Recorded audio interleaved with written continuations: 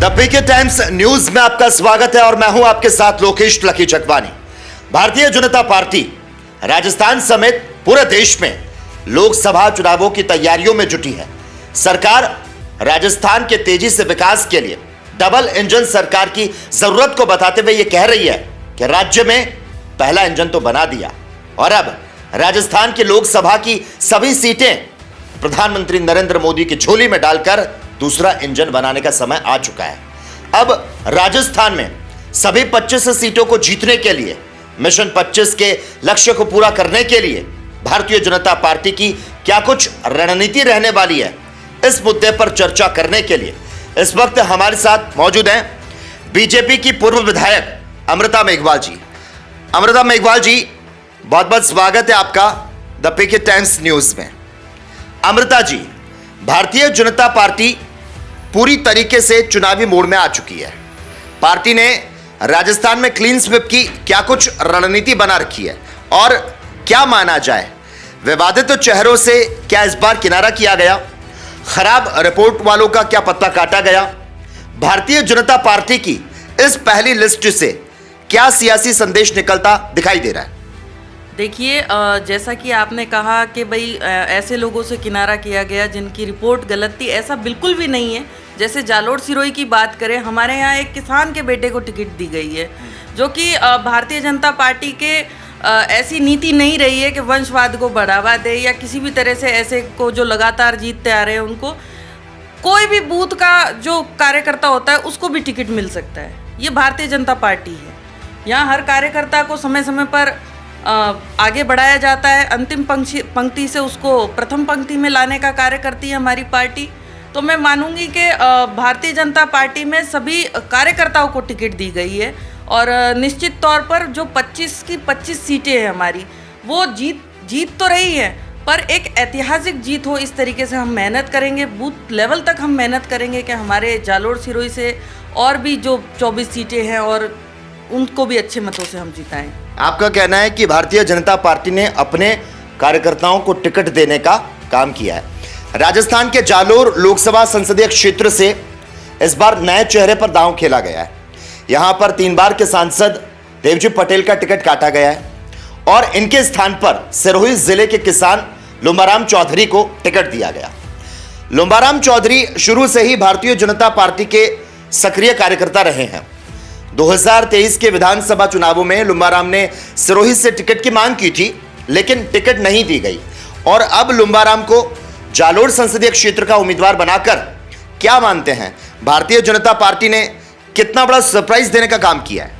देखिए, कोई सरप्राइज नहीं है क्योंकि वो 40 साल से पार्टी के कार्यकर्ता हैं। उन्होंने पंचायती राजनीति से और देखें, जिलाध्यक्ष भी वो हमारे पार्टी के रहे हैं, सिरोही से जिलाध्यक्ष रहे हैं पिछले कार्यकाल में। तो मैं मानूंगी बहुत पुराने कार्यकर्ता है और उनको ऐसों को आगे बढ़ाया तो निश्चित तौर पर जीत अच्छी होगी हमारे जालोर सिरोही की। अच्छा, आपका कहना है कि जालोर सिरोही से अच्छी जीत के साथ भारतीय जनता पार्टी आएगी। सांसदी का सपना लेकर मैदान में कई उम्मीदवार उतर आए और खबर है कि राजस्थान में भारतीय जनता पार्टी ऐसे प्रत्याशी की तलाश कर रही थी जो कि संगठन में चर्चित चेहरा हो और जनता में नया हो।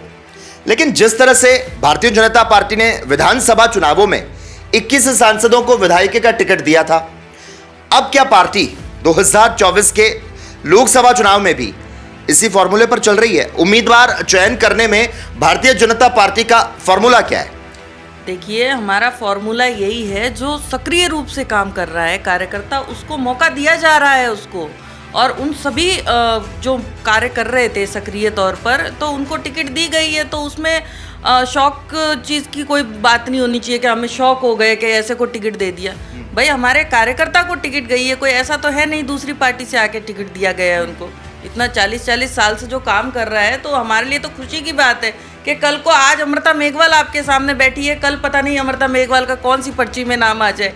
तो हमारे कार्यकर्ताओं को मौका मिलता रहता है और भारतीय जनता पार्टी एक परिवार के रूप में काम करती है। लेकिन कहीं ना कहीं ये बड़ी बात आपने कही कि अमृता मेघवाल का भी पर्ची में नाम आ सकता है। देखिए, ये भारतीय जनता पार्टी है, यहाँ कुछ भी मुमकिन है। तो कहते हैं ना, मोदी है तो मुमकिन है, उसी प्रकार से भारतीय जनता पार्टी में सब कुछ मुमकिन है।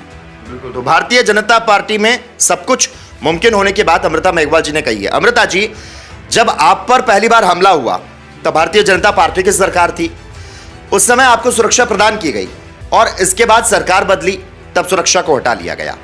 जनप्रतिनिधि होने के कारण आपको जालोर में रहना होता है, क्षेत्र के साथ साथ जयपुर और दिल्ली आना जाना लगा रहता है, कई राजनीतिक सभाओं को संबोधित करना होता है। समाज के आपराधिक वर्गों द्वारा आपको रोकने की जो कोशिश रहती है, तो ऐसे में क्या आपने मौजूदा सरकार से सुरक्षा की कोई मांग की? देखिए, जैसा कि आपको मैं बताना चाहूँगी, 2013 में हमला हुआ था सबसे पहले। उसके बाद 5 साल मैंने बहुत अच्छी राजनीति की है और सक्रिय रूप से जनता का कार्य करवाया है मैंने। और बाद में ये मेरे साथ जो हमले की घटना हुई है 20 में और 21 में, तो मैंने सरकार, उस समय कांग्रेस की सरकार थी और उनको शायद जो ट्रांसपोर्ट नगर की जो घटना थी, किसी के जू तक नहीं रेगी थी कांग्रेस सरकार के, किसी भी नेता ने मतलब ट्वीट तक नहीं किया था। पर मैं मेरे पार्टी का धन्यवाद दूंगी कि हमारे सभी जितने भी उस समय हमारे भारतीय जनता पार्टी के वरिष्ठ नेता थे, उन सब ने ट्वीट के माध्यम से भी बताया सभी को और मुझे फ़ोन करके खुद बोला। सीएम साहब खुद सक्रिय थी और मैंने अभी हमारी सरकार आई है तो मैंने सिक्योरिटी की है मांग, तो निश्चित तौर पर बिल्कुल सुरक्षा प्रदान की जाएगी।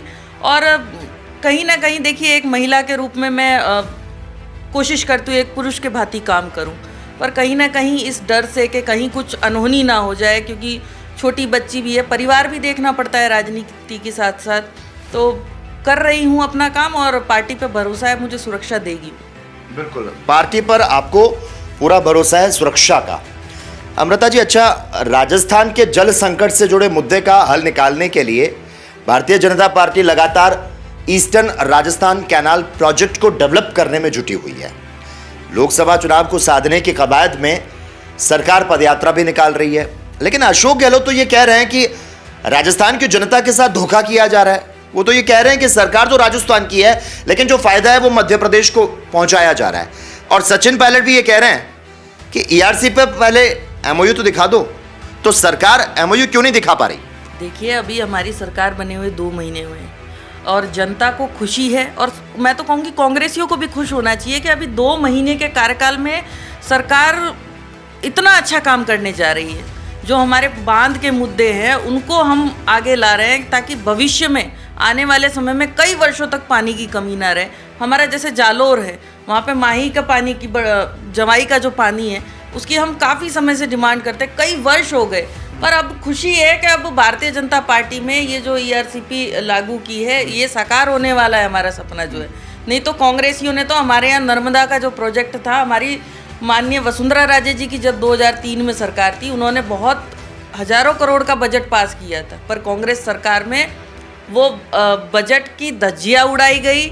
जो पाइपलाइन है उनमें ऐसा काम करा गया कि वो सूख गई। जब पानी चालू किया गया तो सारी पाइपलाइनें टूट गई, तो कई समस्याएं खड़ी हो गई उससे। तो मैं तो कहूँगी कि कांग्रेसियों को भी खुश होना चाहिए और विकास के जो मुद्दे हैं उसमें कंधे से कंधा मिलाकर काम करें क्षेत्रों में।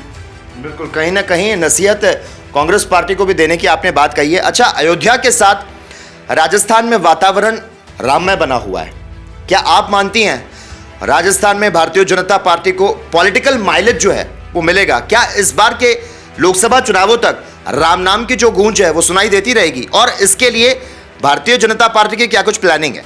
देखिए, राम नाम की गूंज तो आपके दिल में भी है और हमारे दिल में भी है, और हमारे समस्त राष्ट्र के जन जन के दिलों में राम बसता है। तो मैं कहूँगी ये जो मुद्दा आप राम का कह रहे हैं, ये तो समस्त पार्टियों को इकट्ठा होके भी गए। अभी आप देखिए, सब दर्शन करने भी जा रहे हैं। और मैं तो कहूँगी जालोर में हम बिल्कुल राम का नाम लेंगे। राम है तो हम हैं, हम राम को लाए हैं। मोदी जी ने जो कहा है आज दिन तक वो किया है। मंदिर बनाने का वादा था वो पूरा किया, 370 था वो भी, उसका भी वादा पूरा किया।